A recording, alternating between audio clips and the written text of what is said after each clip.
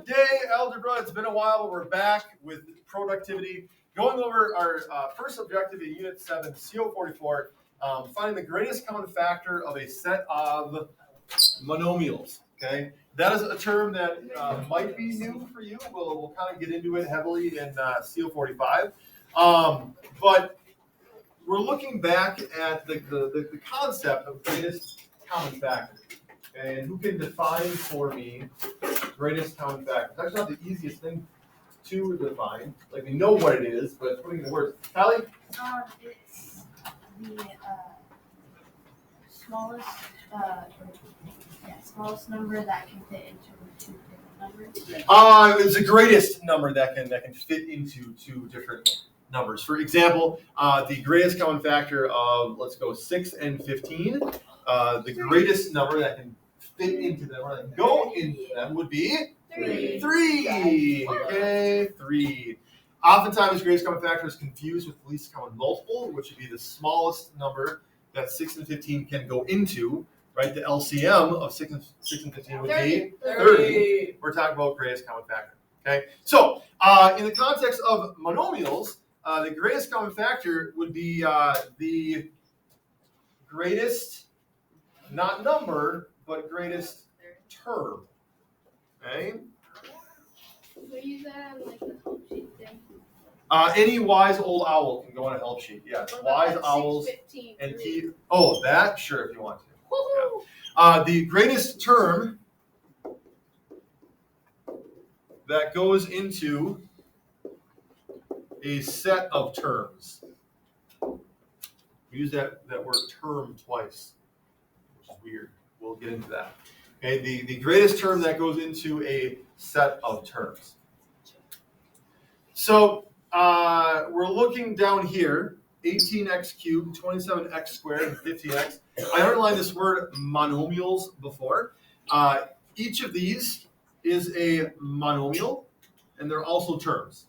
Okay, we'll kind of get into what exactly that means in CO45, but for now, just leave it at that.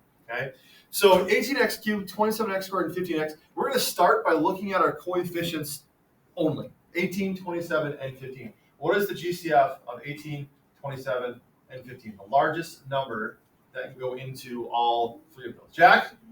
3. It is 3. Okay, so we're going to write that down there. All right. It wouldn't be 9, right? And 9 can go to 18 and 27, but not 15 evenly, so we have to drop down to 3. All right. Then we get to the variables here, and this is where this is the new piece. We haven't looked at greatest common factor of variables before, but it says, what is the greatest number of x's that all terms have? The greatest number of x's that all terms have. And it might be helpful, I see some hands up, I'll just hold that thought. It might be helpful for you to remember what these look like in expanded form. You know, 18x squared, or 18x cubed, is 18 times x times x times x, right? The x cubed means there are 3 of them. 27x squared, 27 times x, there are 2 of them. Then, of course, 15 is just 15 times x. So, what is the greatest number of x's that all 3 of those terms have? Aiden? 1. 1. Okay. The greatest number that they all have. The first one's got 3 of them. Okay. But because that last one only has 1, that would be the greatest number of x's that they all have. So that would just be x. So, putting these things together now, the greatest common factor of 18x cubed, 27x squared, and 15x would be 3x. Okay? So this is where we kind of go back to the definition and we say it's the greatest term. You know, 3x is not a number per se, but it's a term. The greatest term that goes into a set of terms. Nice start to Unit 7? Yeah. Maybe? You know, it's a familiar concept anyway. What's that? You don't like it? Give it a chance. Give it a chance. Okay, let's look at the next one. I know. We've got 32x to the 7th, 40x to the 5th y, and 16x to the 4th y squared. Just like the last one, we're going to start with our coefficients. Noah, what's the GCF of 32, 40, and 16? It is 8. Yes. Hint, warning for you. Shush. Okay. Now that we've got two variables here, x and y, we're going to take each of them separately. So what is the greatest number of x's that all terms have? I see x to the 7th here, x to the 5th there, x to the 4th there. What's the greatest number that they all have? Catherine? They all have at least 4. Right? They all have at least 4. There's a 7 there, yes, but do they all have 7? No, they all have 4 though. You know, 32x to the 7th is 32 times 1, 2, 3, 4, 5, 6, 7. 40x to the 5th, you got 5 of them there. And then 16x to the 4th, you got 4 of them. Right? So they all have 4. 2 have more than that, but they all have 4. That's the greatest number they all have. And then we go to the y's. What's the greatest number of y's that all terms have, Alex? 0. 0. Right? Is that first term? No y's. Okay? So you can't include that as it doesn't have the greatest number of y's they all have would be 0. So what is the greatest common factor of 32x to the 7th, 40x to the 5th times y, and 16x to the 4th times y squared? Elliot? 3. Mean 8x to the 4th power? Yeah, 8x to the 4th power. Okay?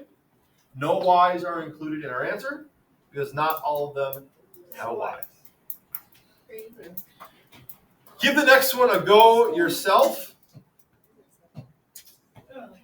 Kind of lay it out for you, that process again. Start with those coefficients, then move to your x's, then move to your y's, and put it all together.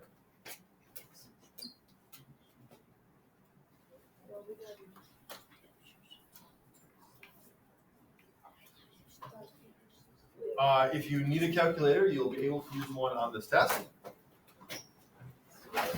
We have a test right now. No, we do not have a test right now. Well, he would be telling you that there's no talking if we're There's no such thing as a dumb question. That's what they tell us in college. That was something.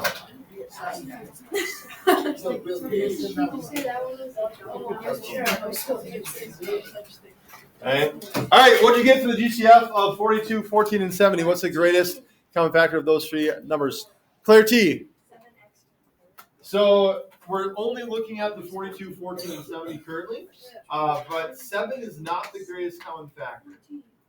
Bryn? 14 actually goes into 42, 14, and 70. It goes into 42 3 times, 14 once, and 70 5 times. Okay? It's almost like that number is the hardest part.